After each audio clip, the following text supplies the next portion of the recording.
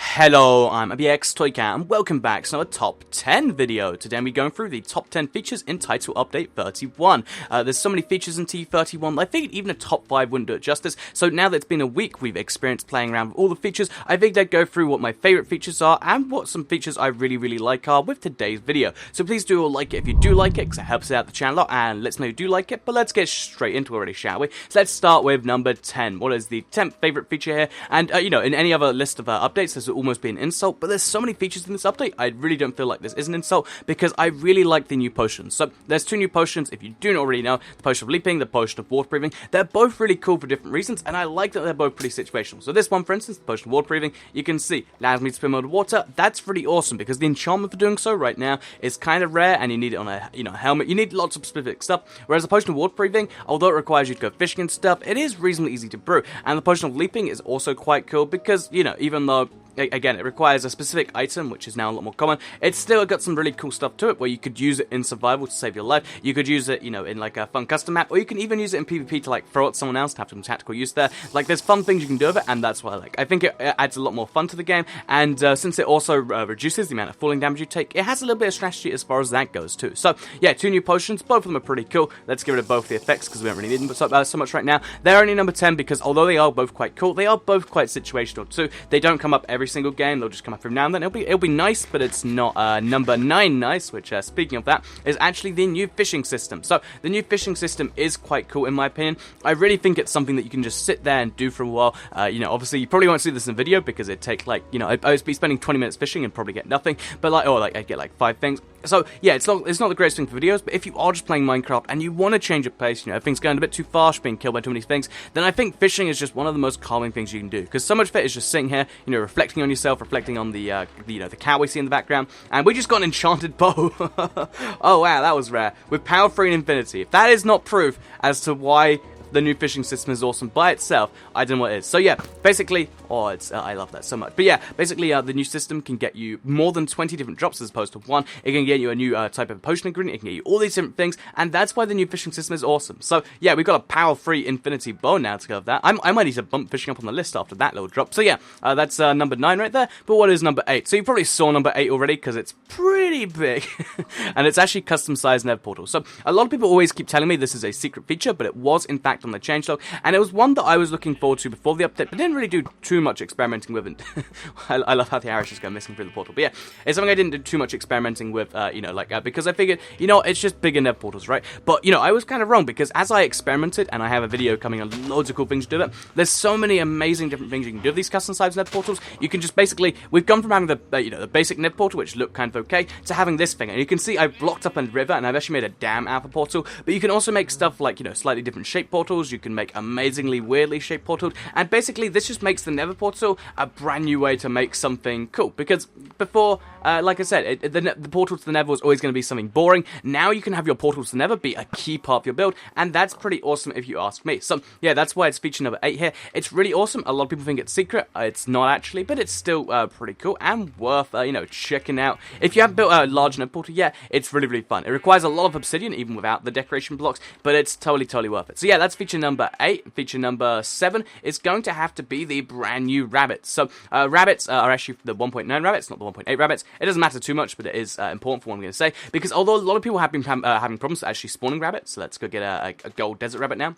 Just like that. A lot of people have been having problems actually spawning these things in, and yeah, the reason for that is, you know, beyond me. I think they have a really low spawn rate for some artificial reason, but they do in fact spawn in the wild, and when you do find one, it's kind of cool. Like, there's not too much you can do with them. You know, you can kill them to get their stuff, and you can, you know, name tag them and take them home if you want, but, you know, besides that, there's not too much you can do with them. But I really do love the fact that, you know, there is a new mob in the game that, you know, it's a little bit different to all the other ones. All the other ones, you know, the sheep, the cow, the pig, they all have very similar attributes and everywhere, whereas the rabbit, it's still useful. It gets you, you know, rabbit meat, which is, you know, makes the best food in the game, but yet the thing itself is a very unique one, and he's going to chase it. He's going to make us chase him, and that's kind of a little fun thing. So yeah, I really do like the rabbits. I like a lot of the things behind them. I don't think they're the most amazing feature, because they only do very specific things. You know, they make the potion of leaping, and then they make the rabbit stew, but besides that, they're kind of lacking uses. But I do think it's cool to have another mob, especially a non-hostile mob that is so very cute. So that is why the rabbit is number 7, I believe. So number 6 on the list is going to have to be the new flowers.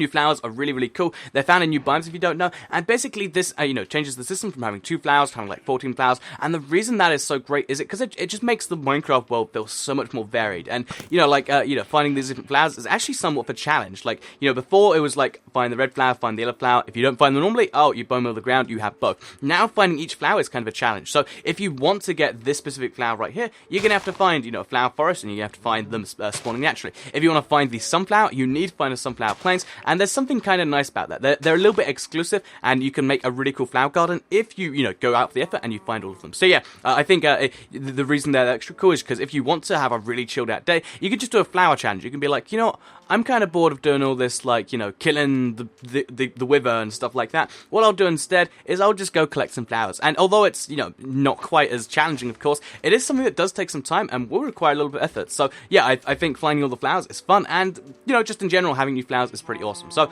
that is, that's feature number 6, I believe. Number 5, assuming I didn't get my numbers messed up, is actually going to have to be the armor stands here. So armor stands are a really, really cool item because they add this end game potential to the game, and that's what I really like in Minecraft, because I'm sure a lot of you are in this same boat where, like, also let's just shoot everything apparently. So I can't resist doing that for some reason, but I'm sure a lot of you be in this exact same boat where you're like, what do I do now in Minecraft? I've killed all the bosses, I've done this, I've done that, I've got myself some diamond, I've got some emeralds, I've done all these end game things. Also, a zombie pigman spawned from the portal. I've done all these endgame things, what do I do now? But now there is some endgame stuff to do. You can get lots of sets of armor because, now you can be like, I'm going to get myself a creeper head, because, these new mob heads are really hard to find, and you can make cool stuff like this to show off that you've killed them. It's a new layer of showing off your stuff, but also, gold armor has a purpose now. Also, you can make lots of different armor kits, and basically, armor stands are really cool because of the fact that they add this new endgame goal, and that's really what I'm trying to get at here. Getting all, 10 sets of iron armor, so you can have, like, an army of skeletons, is something you can do after the update. Getting 10 sets of gold armor to show off how rich you are, something you can entirely do, and that's why I think it's quite cool. So, let's just shoot the rest of these down, because I really do quite like this bow. And let's move on to feature number 4 then, shall we? So, number 4 is a broad category that I didn't know if I could count as one or not, because, you can't really count an individual one, but it is the new biomes. The new biomes have to be number 4 here, and you might be thinking only number 4 to look at, because although these are one of the best features in the new update, they have been really fun, and they have varied up the world a lot. I think, a lot of the stuff that they do is something that's a work for the, a work for the future. I think, they've been slowly improving, like the, red sandstone when it came out in 1.8, which we got immediately, but, that improved the mesa biome quite a bit. All these new blocks are going to be coming slowly to these, new biomes, I think, and I think they're still a work in progress. I think they're really cool, and I love the mesa, I love the savanna, I love the ice spikes, but, they are cool scenery, and that's why they're only number 4. It feels like I had to knock them down more than I built them up, but the reason I love, new biomes so much is, of course, it's pretty obvious. It's like a brand new world to explore. I think that's awesome. But the reason it's not quite number 3, 2, or 1 is going to be found out because I'm going to head to the ocean over there now. So, yeah, you can probably guess exactly what this is. You can see it in the water there. The ocean monument has to be number 3 on this. I guess it feels unfair to make it just one thing. So I think the Elder Guardian, the blocks you get from it. So the sea lantern is going to have to be number 3 on this list, because sea lanterns, prismarine, and sponges are some really, really cool blocks. I'm probably going to get killed as I go there, so maybe we turn on fly or something like that before we go in there. But yeah, let's just fly through the water and grab us. Okay, so basically, sea lanterns are a really, really cool thing, because just, they're animated in every text pack. They're really cool like that. Every single block you get here is really cool. Look at the prismarine, look at the dark prismarine, look at the prismarine bricks. They're all really, really great blocks. And then the sponges are this amazingly functional block that can actually drain the temple and get these stuff. And even if you don't want to drain the temple, you can still use it to do all these cool drainage projects that just weren't possible before. So all the new blocks from the ocean monument have to be number 3. Like I said, I think we have to split this into 2 parts, because it's such a big feature, arguably the biggest feature that we had in a very long time, that number 3 and number 2 is going to have to be the Guardian / the Elder Guardian. 2 brand new mobs that I'm going to just count as 1 for now, because they're both really, really fun new mobs. Like, killing Guardians is quite tricky. They're in the water. This is their habitat. It's really, really difficult. The Elder Guardian is, a really tricky boss to kill, because he's giant. He has more health than pretty much any any other, non-boss mob in the game. And it means that if you want to kill the Elder Guardian, you're going to have to go through some, problems. Obviously, I've done it with just, I think I did with Stone Sword and a few torches before, which is possible, but it's still pretty tricky, and I really, really do like that about the Elder Guardian. So yeah, that's why it's number 2. I love the challenge. I feel like the ocean monument really should be like 5 or 6 things on this, because like sea lanterns are their own cool thing, sponges are their own cool thing, guardians are their own cool thing, and elder guns are their own cool thing. But they are really cool together, and that's why they are there on the list. So let's move on from that to number 1, shall we? So what is number 1? You can probably guess if you know, this is something I really thought would change, because I kind of overhyped in my mind. I was like, I'm gonna do so many cool things with it, and you know, I did definitely overhype it. But even in spite of the amount I overhyped it, and you know, in my head, I should be bored of it by now. My favorite feature in the update has to be slime blocks. Why is it slime blocks? Slime blocks can do so many cool things. I've showed off just a few of these things on my channel already.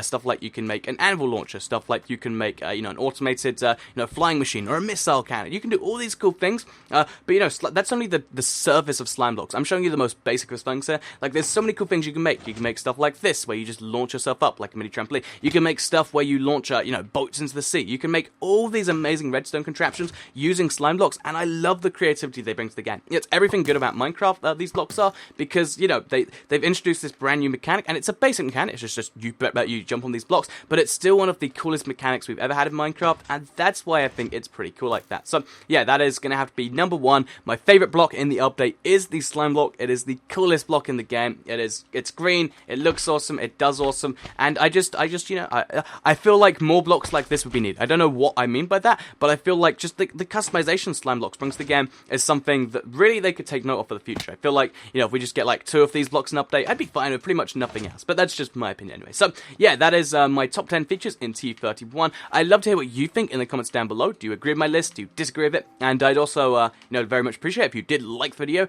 If you did like it, share if you really liked it, and subscribe if you're new around here. Hope you're all having a lovely Boxing Day. I don't know if that's something that's celebrated worldwide, or if that's like a UK, maybe US thing. But I hope you're all having a nice after Christmas day and enjoying your gifts and or, I don't know, time off work. And besides that, hope you did enjoy the video. And I'll see you all in the next one, shall I? So I hope you all have a lovely day, and I'll see you tomorrow. Or later today, actually. I've got a lot of videos for this weekend. But yeah, I'll see you all later. Bye.